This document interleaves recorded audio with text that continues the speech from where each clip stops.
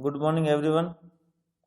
हमने पिछली क्लास में मोबाइल कंप्यूटिंग फ्रेमवर्क के बारे में डिस्कस किया था, जिसमें हमने देखा था कि मोबाइल कंप्यूटिंग फ्रेमवर्क को मेजर 4 पार्ट्स में डिवाइड किया गया है।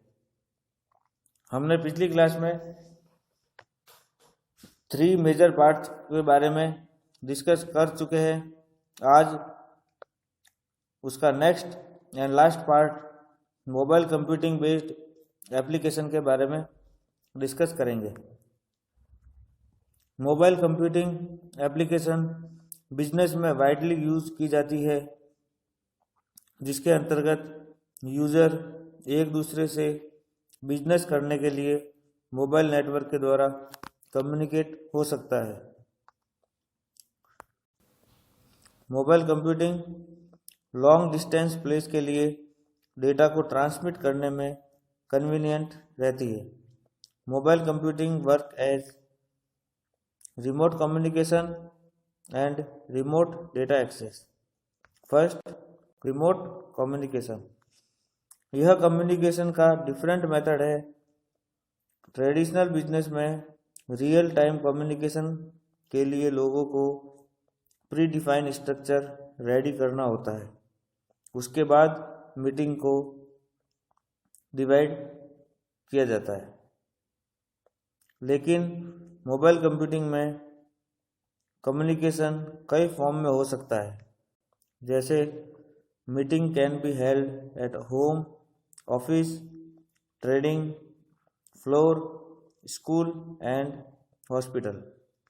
इस तरह से पीपल किसी भी फिजिकल प्लेस से फ्री रहता है और कम्युनिकेशन को मोर स्ट्रेटेजिक, क्रिएटिव और फ्लेक्सिबल बनाया जा सकता है। इसके द्वारा डिसीजंस भी क्विकली लिए जाते हैं। मोबाइल कंप्यूटिंग के द्वारा many better competitive advantage provide किए जाते हैं, जैसे new working environment, better business for companies and personal professional satisfaction provide. Second, remote data access. इसके अंतर्गत यूजर किसी भी प्लेस से डेटा को रिमोटली एक्सेस कर सकता है। लैपटॉप और पर्सनल कंप्यूटर एक्सेट्रा में लोकली एप्लीकेशन जैसे स्प्रेडशीट, वर्ड प्रोसेसर आदि स्टोर रहते हैं, परंतु मोबाइल यूजर के द्वारा वेरियस एप्लीकेशन और डेटा फाइल्स को नेटवर्क के द्वारा एक्सेस कर सकते हैं, like corporate accounting, personal packages and mobile workers for access libraries.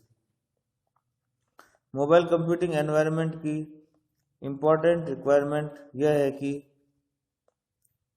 User को इतना इफेक्टिव एनवायरनमेंट प्रोवाइड किया जाए जिससे वह सभी टाइप की एप्लीकेशन को